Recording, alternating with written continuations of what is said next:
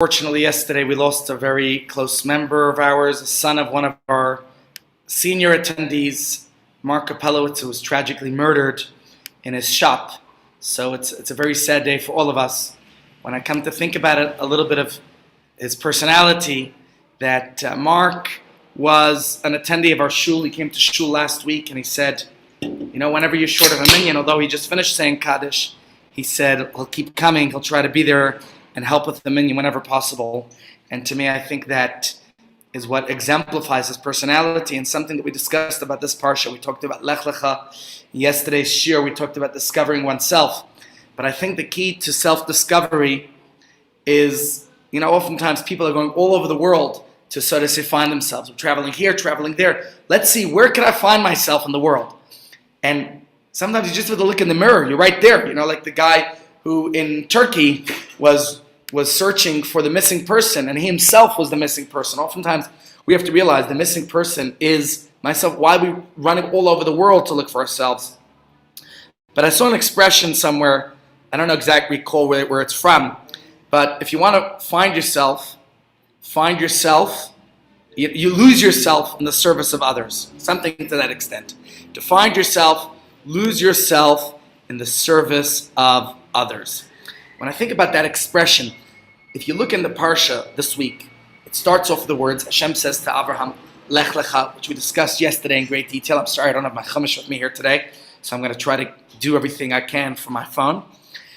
And the verse continues, Va'avarechecha, God says, I will bless you, and tells Abraham an abundance of blessings that he and his family are going to merit if he follows in the ways of the Torah, if he does.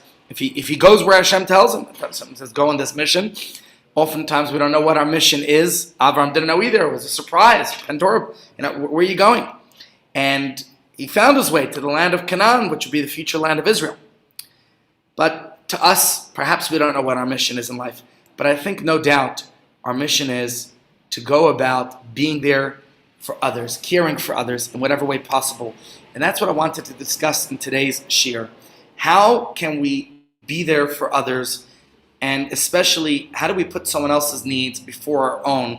Because that certainly makes the world go around, but it's not easy. It's easier said than done, and no doubt I can only speak for myself. I could certainly work on that more, and we could certainly try to do our very best. You think about all the chesed organizations in our community. That's precisely what they do, right? And in our parsha, when we go through the parsha, we start off with Abraham, who personified kindness and generosity and care and sensitivity. But the parsha continues, and as we start reading in today's portion and as we go on, about the city of Sodom. And perhaps it's better known for its demise than its rise. The city of Sodom was destroyed, and that's today's portion. We read about it, and we'll discuss that a little bit, because the destruction of Sodom and its neighboring cities, as the Torah describes, by fire and brimstone, along with Avraham Avinu's audacious intervention on their behalf. And we'll read more about it in next week's Parsha, Vayera. It makes for some of the most spectacular and arresting scenes in all of Bereshis. To me, Bereshis is a very exciting book, filled with dramatic stories, each one after the other. It's a full chock filled with excitement. But in our parsha this week, almost immediately after Avram's own introduction at the very beginning, that we discover this infamous city. We read in today's portion. And the Torah tells us about Abraham's nephew Lot. Lot makes his way to the city of Sodom. And let me just quickly read some of the verses to you. It says here that Lot looked about him and saw how well watered the whole plain of the Jordan was, all of it. This was before God had destroyed Sodom and Gomorrah, all the way to Zoar. Okay, the verse continues here, like the garden of God, like the land of Egypt. So Lot chose for himself the whole plain of Jordan, and Lot journeyed eastward. Thus Lot parted from Abraham, and after Abraham remained in the land of Canaan, while Lot settled in the cities of the plain, pitching his tents near Sodom. Now, So the verse is describing Lot parting ways from Abraham. And after spending some time together on the road, Lot and Abraham, they realize they're just not pleasant company. They're not enjoying each other. So Lot goes off. And at first blush, you think this city of Sodom looks like a good bet. What's wrong with him going there? It lies in the plain of Jordan. This verse, as we just read, describes that. Just a second, Alan. Thank you. I'm going to give my share, and then we'll do it. Thanks so much. So it's described as the soil. How's it, mate? The soil is fertile, and the people there are prosperous. It's a wonderful place. So off Lot goes from his uncle Abraham. You read the description of this place, the system of rivers that irrigated the land. It made an excellent place to plant an orchard, to grow a variety of food crops.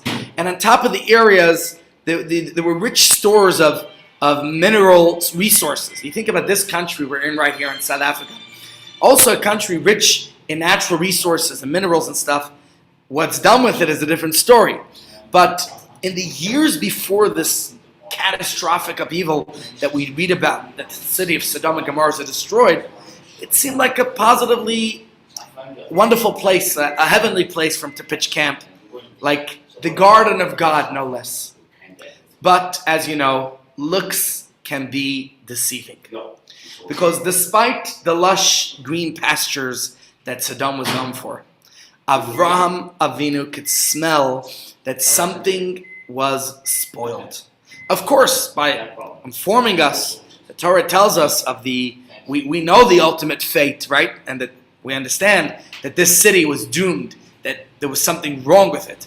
But what did Abraham sense about the city of Sodom that was so wrong? That it was rotten to its core. And the Torah gives us a description. The Torah tells us the inhabitants of Sodom were wicked sinners against God. But what does that mean? How were they wicked sinners? Now, don't worry, we don't have to wait too long to understand it, and we're going to see next week how it gets destroyed. Right? It's a few chapters for now, but let's first go to the beginning. What was it? I mean, we read there that it was that God rained upon Sodom.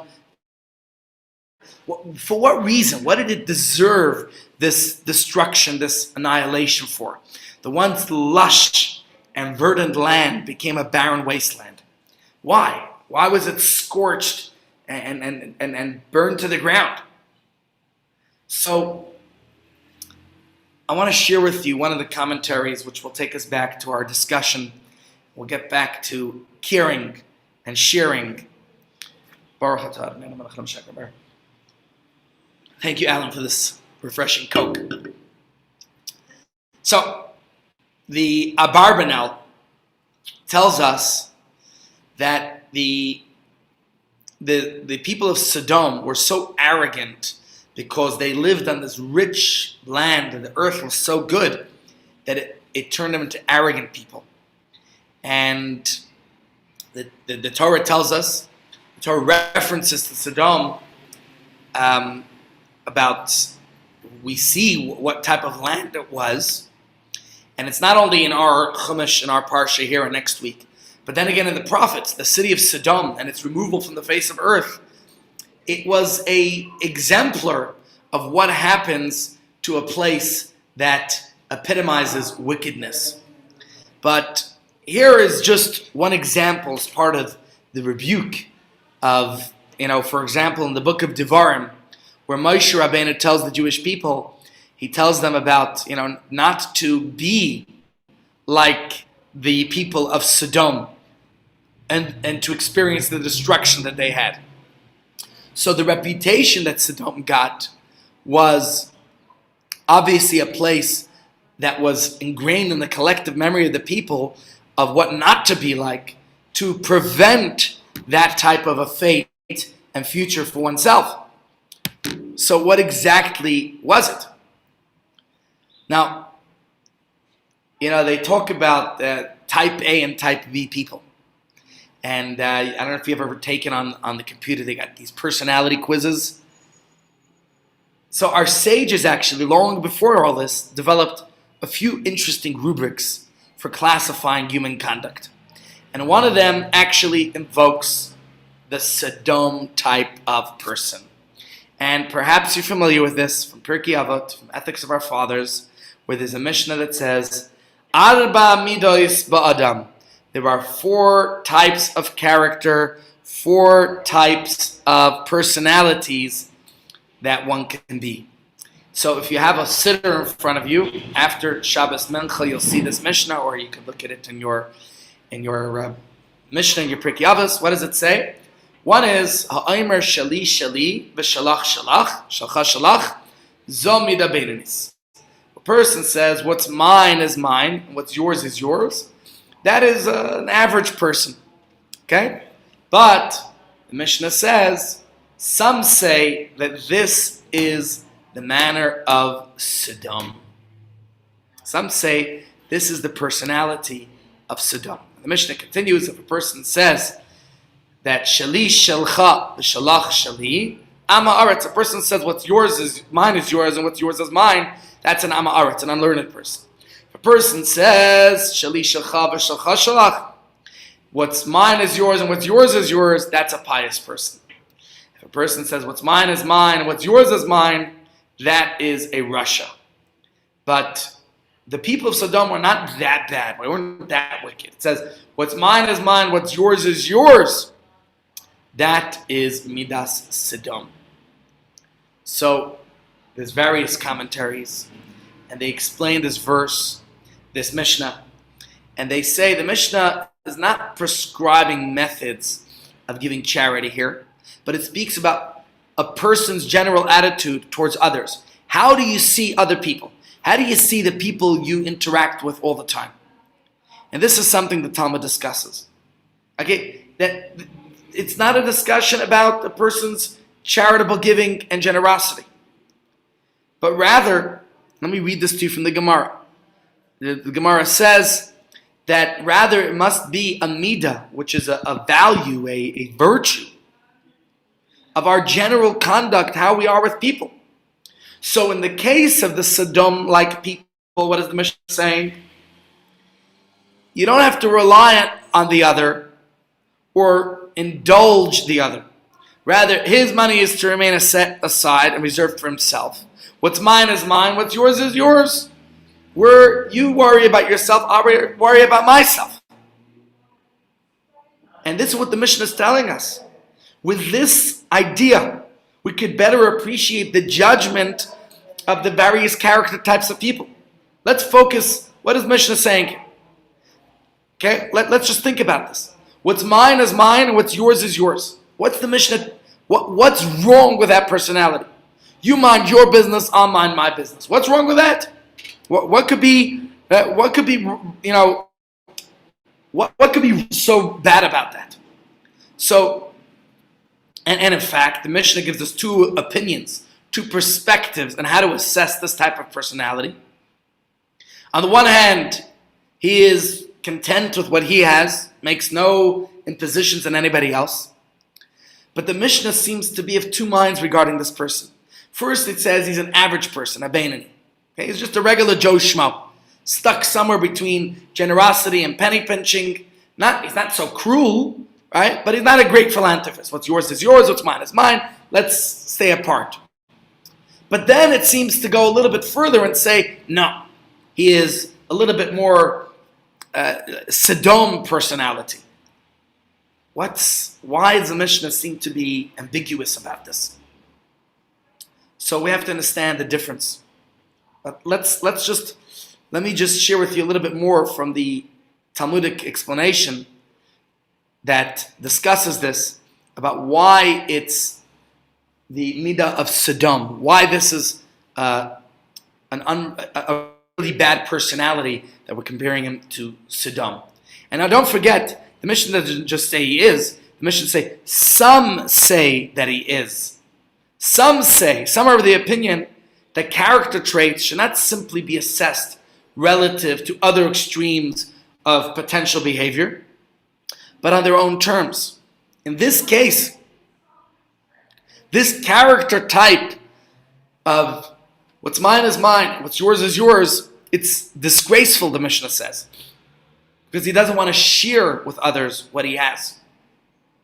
So according to this view, this kind of attitude, it has to be something that we should eliminate from ourselves. To say what's mine is mine, what's yours is yours. The Mishnah is describing it in the harshest of possible terms. It seems benign. It seems like, what's wrong? I mind my business, you mind your business. But the Mishnah is telling us, no, this is the personality of Sodom. What has this got to do with Sodom? So I saw one of the commentaries, Rabbi Simcha of Vitri, you know, the famous Machzor Vitri. It's a commentary on Pirkei Avos. Let me read to you something he says. He says, the Mishnah says, what's mine is mine, what's yours is yours. That is, one who acts in such a manner that he doesn't wish to derive benefit from others and doesn't want others to derive benefit from his property. He becomes like someone who says to his friend, what's mine is mine, what's yours is yours. I don't want to indulge you, and I don't want to accept any good from you. You don't do me, as they say in Yiddish, tumanish kentevis. Don't do me any favors. So the Mishnah is saying, this is the intermediate character. Right? It says this is a midabeninus. But some say it's Sodom, because they don't take anything from anyone, nor do they want to give anything to anyone. The stingy, penny pinchers, but they don't also want to accept anything from anyone. So, what's the Mishnah telling us? What's the connection to Sodom from this? So there's various halachic literature, and we find, or not only do we find the kind of behavior that's discussed here, but the sages even took active legislative measures against what they refer to as midas Sodom, this behavior. Give you an example of such a ruling is the Gemara says, Hahu dezavan ara amtsura devei. A certain person bought a field adjacent to the estate of his father. And when they came to divide the estate between the inheritors, he said, give me my share next to my own field.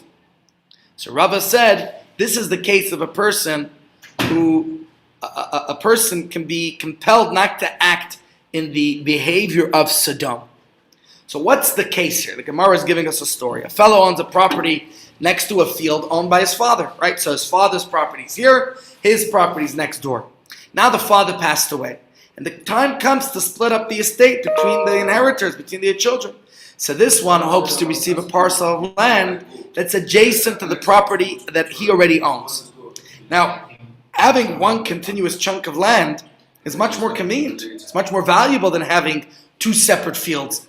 Right? Even if they cover the same area, it just makes sense, doesn't it? The problem that the Gemara is telling us is that he isn't the only heir. He's not the only one inheriting property. So he's jumping on it. Give me mine. I want.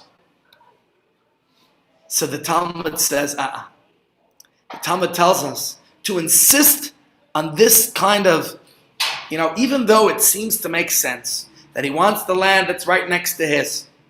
But the Gemara says it's still sodomite behavior. Sort of, hate to make this comparison, the person who jumps in at the bracha to grab the food. The sages, they didn't appreciate this. They ruled that this type of person, why is this a sodomite behavior? The Talmud says, Kafinal midas Sodom. This person can be compelled not to act in the behavior of Sodom. So the commentators, they categorize the scenario like this is like a legislative law in the Talmud. They're telling us in the interests of decency. Very interesting. Think about it though. The Gemara says, if one person can benefit and the other person doesn't lose out. So if the other heirs agree to divide the property as this one requested, then he's only going to gain, right? Nobody's going to lose anything. It's not quite a simple win-win, but a win and no loss. Now think about that. So therefore, in such a case, I think I'm misinterpreting it. The Gemara is saying that you could compel the rest of the inheritors. It only makes sense that he should inherit the property this way. That's what he's saying. Okay, I think if I'm getting it right. So the language here is reminiscent of the characterization of Sodom, where what's mine is mine. In both cases, they're saying, what's mine is mine. I don't want to help anyone else. Nobody help me. Why should I even think about other people? So the Gemara is telling us that's a wrong, what does it take to help anybody else out? Let me share with you a little story that I grew up in Brooklyn in Crown Heights. We had a neighbor, a fellow who had a bakery shop in the neighborhood. His name was Yankel. And Yankel relates how he survived the war, the Second World War, the Holocaust. Yankel says he was riding on a train. He was a young boy, he was a teenager at the time. And the cattle car was filled with all the residents of his community, probably mostly Jewish or all Jewish, thrown into cattle cars that were being taken off to some unknown destination, to a concentration camp or something. And it was a freezing, frigid, cold night. It was winter in Poland. And in this train, everybody's freezing. Yankel says he was next to an old man, and it was cold, middle of the night. And the old man turns to him and says, young man, bitte, ich bin kalt, I'm freezing cold, please, reib mir, please rub me. He's uncomfortable rubbing another guy, but the old man's begging him to rub him. The old man's freezing. So he starts rubbing the old man. Yankel describes the more he rubs the old man and he's getting tired from doing it, the old man keeps saying to him, bitte, please, reib mir, keep on rubbing me. So he keeps rubbing the old man, and each time he wants to stop. It's freezing. He wants to go to sleep. He can't tolerate the cold. They didn't give them blankets. They're in a cattle car. They're being transported from their hometown to an unknown destination. The old man keeps begging him to rub him. And all night he's rubbing the old man, every bit of exhausted energy that he has left. He said by the time the sunlight started to penetrate, to come through the cracks in this cattle car, he noticed that everyone else on that train was dead. There were only 2 people who survived that bitter cold night on the train. You know who the 2 people who survived were? The old man, because Yankel was rubbing him all night. And guess what? Yankel survived because he was the one rubbing the old man. So as Yankel was telling us, when you do a favor for another, it comes back to benefit you too. I was talking before about Mark, who was sadly killed yesterday in a robbery at his shop. And Mark, what was his last thing he said at shul? He finished saying Kaddish. Unfortunately, I found many people who are committed and come to shul to say Kaddish for their loved ones, but once they're done with saying Kaddish for their beloved departed, we no longer see them. They're gone. Even though others made the extra effort to be there for them, to make sure they had a minyan in their time of need. And when they have yard site, they come back because they need a minyan. But Mark said despite his finishing to say Kaddish, he was committed. He belonged to the shul. He lives in Linksfield, but his shop was next to our shul in Santon. So Mark would come to our shul. And he was at shul last week twice. And he said he's going to make an extra effort to come as often as he could. Now think about it. He doesn't live in Santon. He lived in Linksfield. That's where his family is. But Mark did what it took. He wanted to be there for others, to do a favor for another. The Baal Shem Tov said, a soul comes into this world 70, 80 years. We don't know how many years we're going to be here for. Mark was tragically taken out of this world at 54. He's 54 years old. That's it. Yet, we come here to do a favor for another. That's what we're here for. What kind of favor can I do for you? All of you support our weekly food parcels, that we're able to help other people out. What can we do a favor for another? You put a smile on someone else's face. What can you do to help another? So go back into the Gemara here. You're doing a favor that's going to help somebody else, and you're not going to lose. It's a win or not lose situation. So why not? So one could argue that the behavior the Mishnah is telling us is not quite as bad as we described, because we only really saw someone unwilling to do a favor for others. He doesn't want to let the guy get the property next to his land. The other case suggests someone who's more vindictive. But no one's doing any act of harm to anybody else. So what's the problem? Regardless whether it's more passive or aggressive, nowhere does this conduct, the manner of Sodom, sink lower than the level of petty passive aggression. And that's why the Mishnah mentions the city of Sodom. Because, or maybe that's why it's perplexing that it mentions the city of Sodom. Because as distasteful as this conduct is, you're not doing a favor for somebody that doesn't hurt you. You have nothing to lose. Right? In fact, it's downright odd that we're attaching such a notorious title to it, calling it the behavior of Sodom.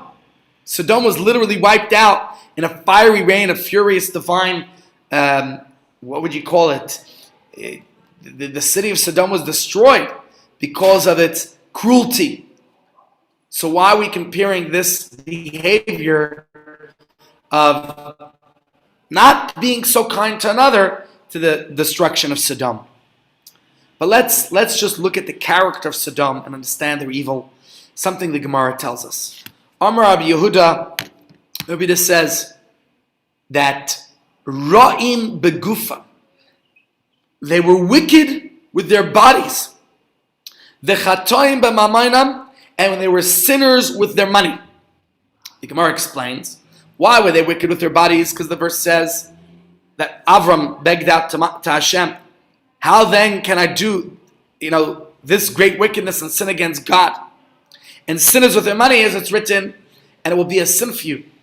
Before God, says the Gemara, refers to blasphemy, that they were intentionally sinning. And the Gemara concludes that they were steeped in immorality. There was sexual immorality. They were not generous. They wouldn't give charity. They were blasphemous, and they were murderous. But it doesn't end there. The Gemara tells us basically straight out, I'm not going to go into all the details, but the Gemara tells us they were really wicked. Basically, they've done it all. They sinned with their bodies and their money against God and against man, and the laws that applied to them, the laws of the descendants of Noah at the time, they basically broke every rule in the book. Now, what's very interesting is, as you can see in the picture I just put on the screen, we could see Jerusalem. So let me just share with this interesting thing with you, that there was another city that rivaled Sodom in its sinfulness. And guess which city it was? Yeah, I put the picture here of the destruction of Jerusalem. Hard to believe it, but that's what the prophet says. If you look in the prophet Yechezkel, it says, Chai aninu Hashem Elokim, as I live, says Hashem God, Im asas hasadai ma'chosechi uvneisel kasher asitza at v'neisaich. Sodom, your sister, has not done as you and your daughters have done. That's what the prophet Yechezkel says to the Jewish people, describing how bad we were. And if you recall, on Tisha B'Av, we read the book of Eicha Lamentations, where the prophet Jeremiah depicts Jerusalem as being even worse than Sodom. So, how? And if you read Rashi there in Eicha Lamentations, he says that their punishment demonstrates that their iniquity, the sin of the Jews in Jerusalem, was greater than that of Sodom, because Sodom's torture was not prolonged. It was instant. Rashi says that whereas while the city of Sodom was an instantaneous destruction, Jerusalem's torment and it dragged on for weeks, for months. As Nebuchadnezzar had Jerusalem surrounded, he had it sealed off. So the citizens suffered from deprivation, from diseases, from despair. It was horrible. The siege conditions described by the prophet Yirmiyahu and by Yecheskel are too horrible to even speak of, to deserve such a fate. I mean, we read in Lamentations how mothers would eat their children to survive. So obviously, Jerusalem's conduct must have been even worse than Saddam's. But how is this possible? I think the comparison between the cities of Saddam and Jerusalem, how do you make such a comparison? If Jerusalem was indeed worse than Saddam, then why does Jerusalem still exist while Saddam does not? Why was Jerusalem spared? This is the Gemara asks this very question. By Saddam, it says in the parsha we're going to read, "V'Hashem himtir al Saddam," that God rained upon Saddam.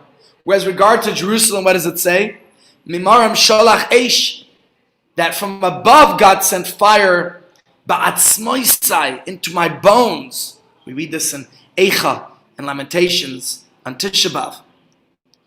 So, in both cities, fire rained down from heaven, but Saddam was destroyed for good, and Jerusalem, while it endured pain and suffering, is still around.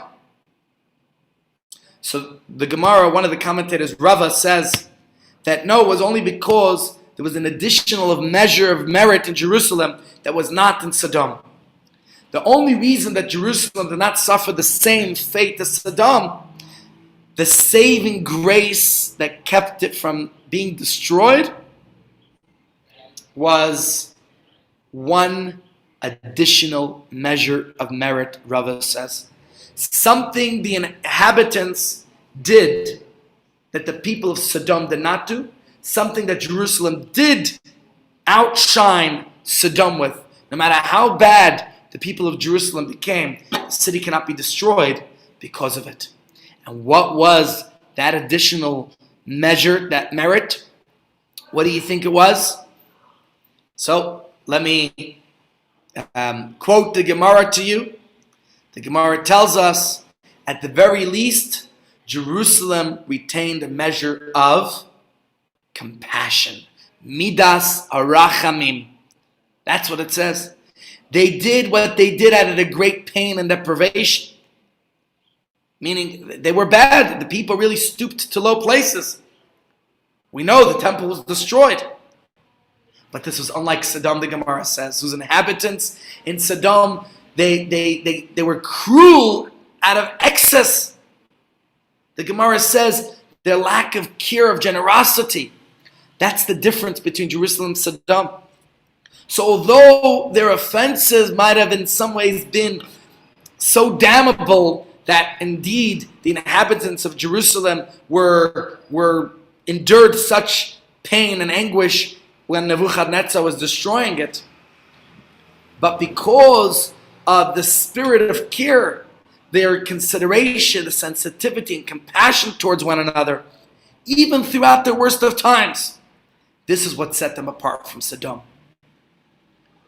And so, of course, when we understand this, all of this leads to an important implication about the story of Sodom. Despite the many sins committed there, and as we saw, there were many. We said idolatry, impropriety, murder, all that. What really did them in was something much more fundamental, and in a sense, much more pedestrian, a lack of care for others.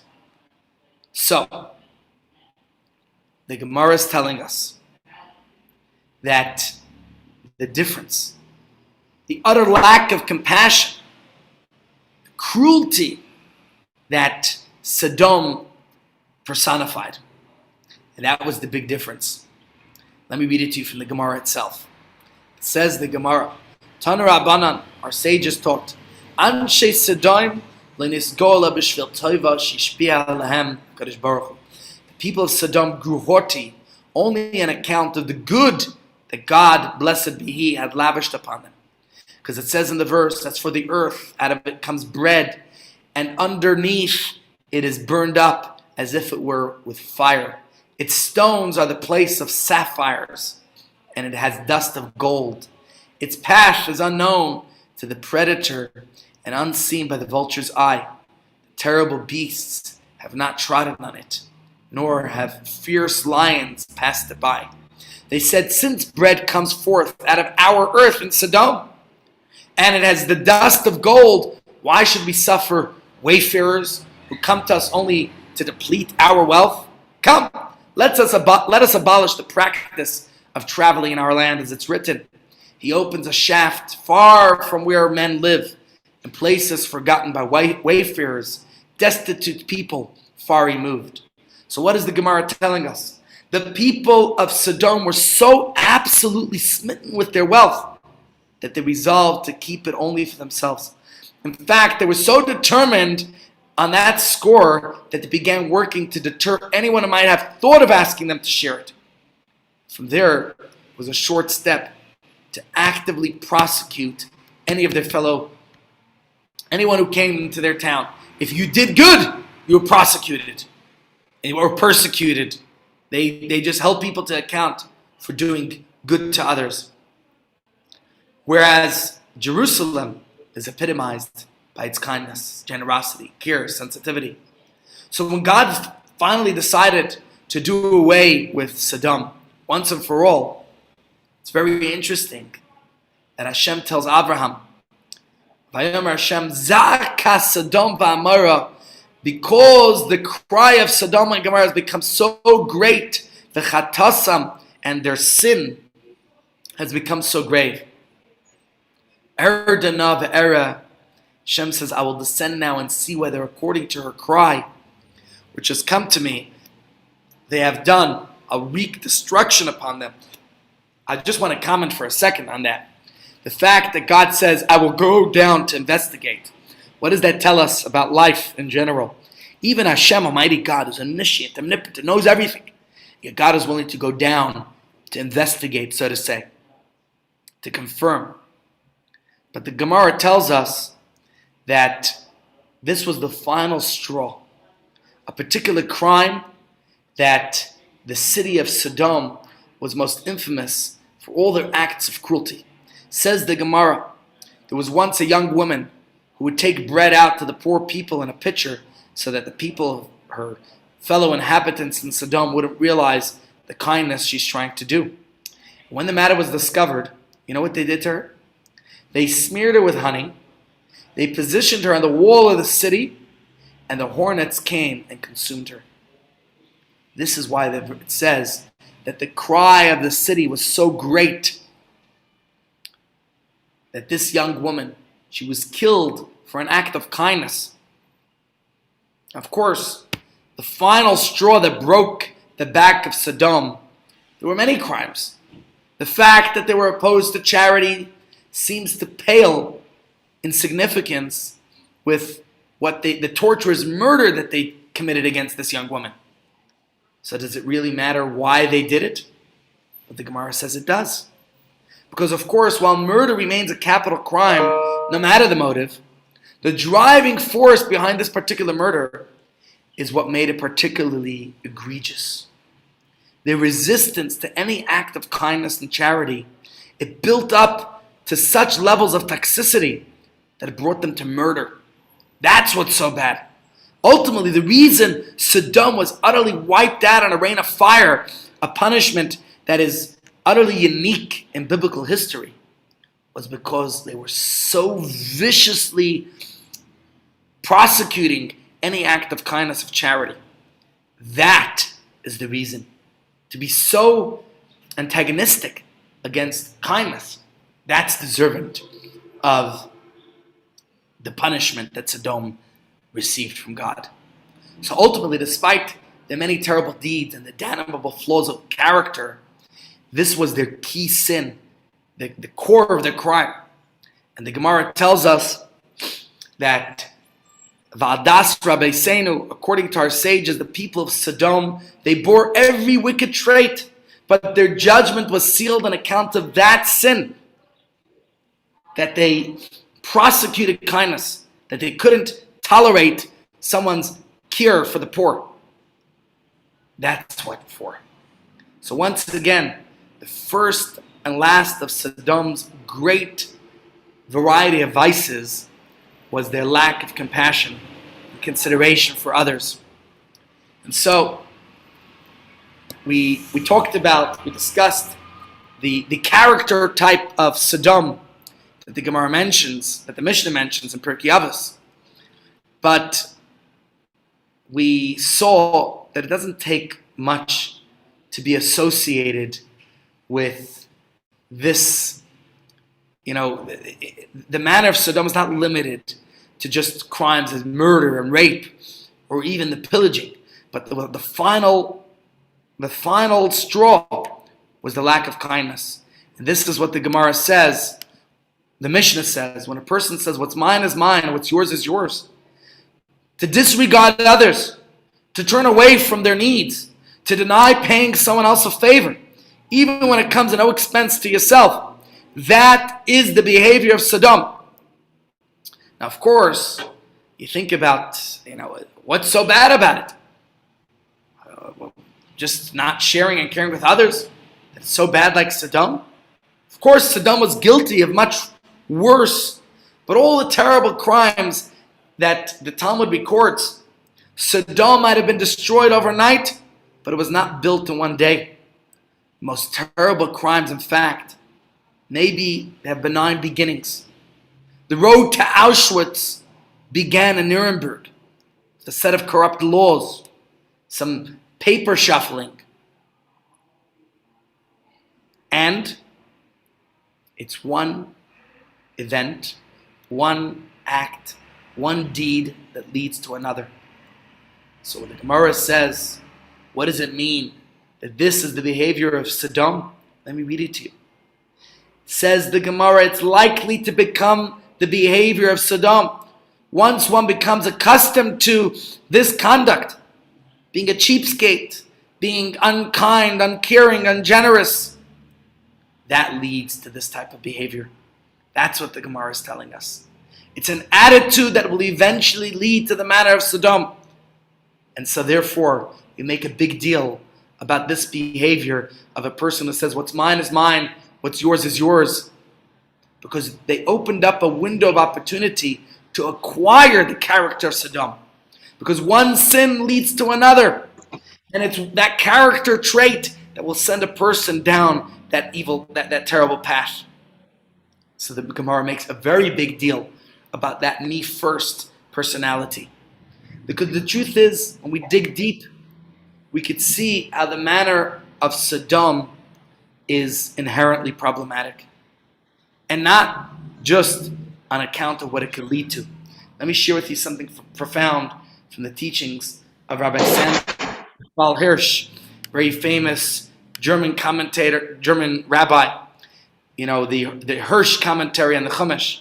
He says there was justice, or something that resembled justice, to be found in Sodom.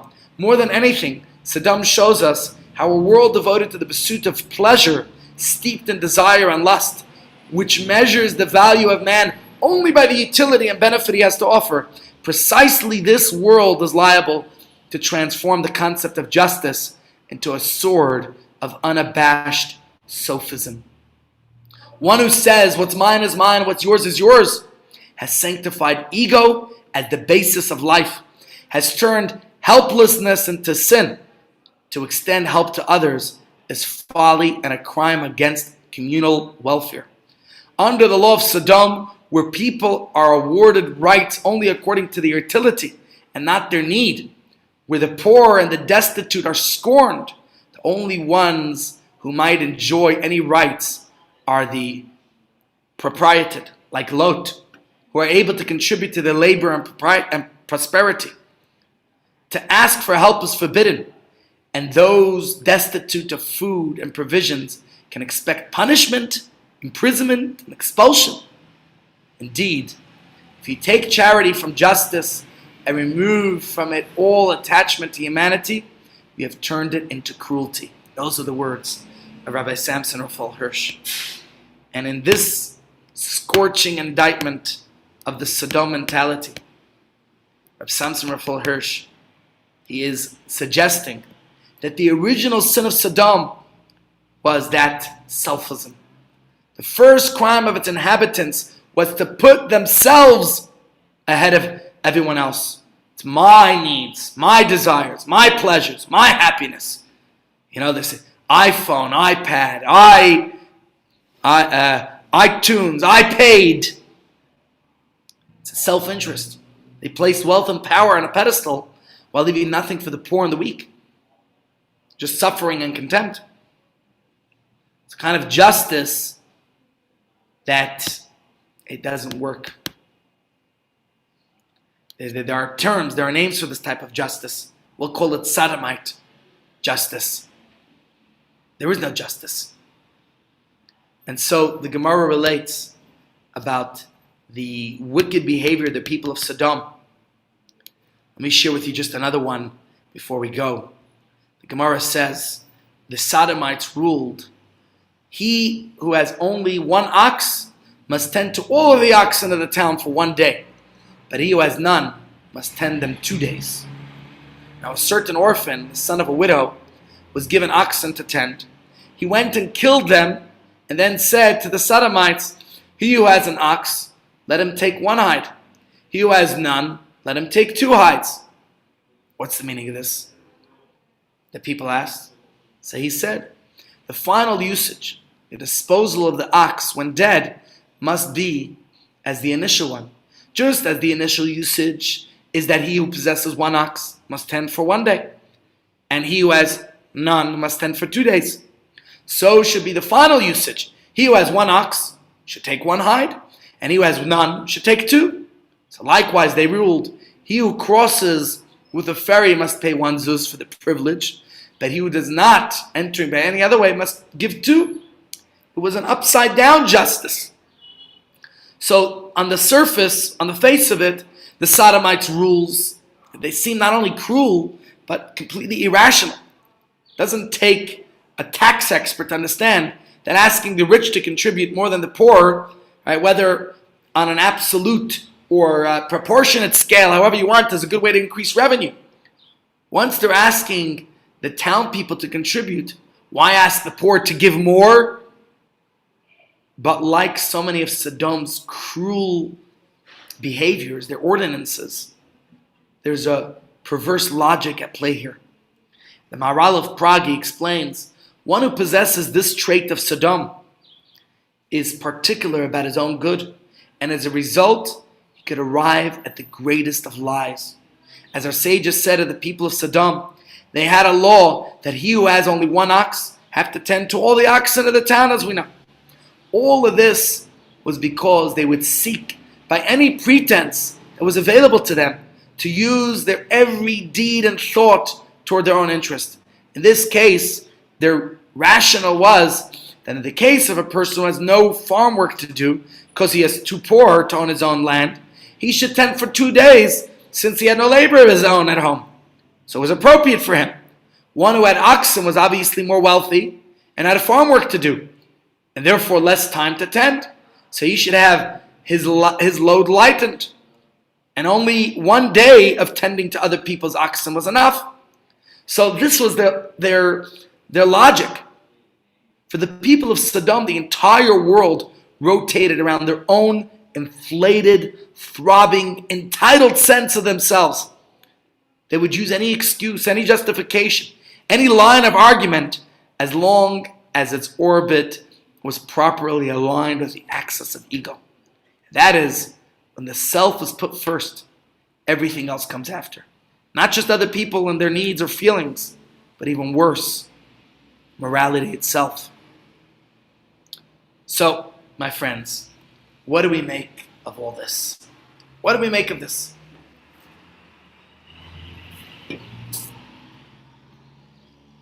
We understand, we appreciate that Sodom was really, really bad. And it was so self-centered. Where do we go from here? We know what not to do. But what should we do? So thank God. Fortunately, the answer isn't too far off. Alongside the story of Sodom, who do we learn about in our Parsha? Avraham Avinu and Sarah Imenu. They are completely the opposite. Where the Sodomites, they refuse to bring benefit to others, even when it's at no cost to themselves.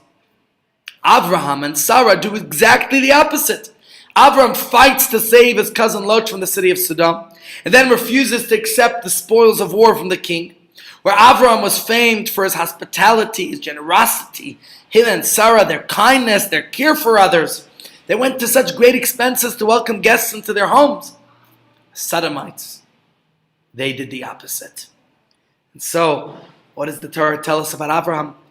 Ki yadati, Hashem says, I know, lemana sheyitzabez banavez beisei acharav, that Abraham inspires his children, their family, after them, to do kindness, to do kindness and be generous and caring of others. And against the cruelty and callousness of Sodom, we have the selfless tzedakah of Abraham and Sarah. Rather than thinking only of themselves, they put others before themselves. They acted with righteousness and charity. And so, my friends, I think this is the message and the lesson that we can take to ourselves. That we have to be there for others in any and every way we can be. To assist others, to help others. There are poor children who need food to eat. There are widows, there are orphans. In what way can we be there for them? So even though the law of charity says we only have to give 10% of our income, but could we put others before ourselves? Could we give that 10% before we take care of our own needs? Sometimes we learn by example. Sometimes the best lessons are learned by a cautionary tale. So we learn about Sodom. We have both. In one corner stands the terrible Sodomites, whose story stands as a warning to anyone who ever attempted to follow their lead. And in the other corner, we have the exemplary figure of Abraham and Sarah Imenu to look up to. Of course, as object lessons, neither example seems immediately applicable. Sodom's outrageous selfishness, their sinfulness, their egocentrism, and Avraham Avinu and Sarah Imenu, their kindness. Avram comes across as the funhouse mirror image of Sodom's depredation. His spirit of selfless generosity is so antithetical to the cruelty of Sodom that it comes full circle. He even fights to save them. And he prays on their behalf. Who could ever hope to live up to that extraordinary behavior? That level of compassion, of selflessness. But it turns out that one story is warning what we not do, and the other what we should do. So the point is that, of course, we need to be that much more considerate and that much more caring. Sodom reminds us to take care how we act and catch ourselves before it's too late. And the same goes for the polar opposite that the Torah presents. Perhaps it's true that we won't be able to be like Abraham and Sarah. Maybe we can't be as compassionate and kind and caring as them because they literally set the example, the bar so high. We aren't expected to fight any wars and to save Sodom or to offer our children up to God the way they did with Isaac. That isn't what God's asking us to do. But for us to be a student or grandchildren of Abraham and Sarah is to have a good eye, a meek spirit, and a humble soul, as it says in Pirkei Avos. It's to consider the needs and feelings of the people around us, to treat them with compassion, to take our own needs a little less seriously, and once in a while, to put others before ourselves. Just as there are many degrees of wickedness, being righteous, I'm sure there are many levels of that too. And it could be holding the door open for a person behind us, offering someone our seat, putting the demands of charity before our own desires, instead of that me first, just me. That's very much our generation, a me first generation. So my friends, how could we be a little bit more like Abraham and Sarah? Some way or another, let's try to do our part. And the idea is irrational kindness, just as they were irrationally cruel in Sodom, let us be irrationally kind, caring, and giving to others. That's the story, my friends. That's what we learned today. And that's the question I end today's shir with. In what way can you, my friends, be irrationally kind, caring, generous, loving, and sensitive to somebody else today? That's it. Any questions, guys? Yes, please, Rabbi. Yeah. I mean, I know Lot was saved in the merit of Abraham. Yes. So if he had sunk to the level of the Sodom character, he didn't deserve to be saved. True. But Abraham didn't see the future and he saw now immediately. If Lot had the merit at this stage, at this moment, to be saved, that was Abraham's concern. Well, of course, of what his progeny were going to be. Exactly. Yeah. Yeah. Thank you. Okay, Yashikoach, my friends. Good to see you. Please God, tomorrow I have a meeting. I'll have to just see how the shir will be. Maybe I have to go. I'm traveling a distance tomorrow. So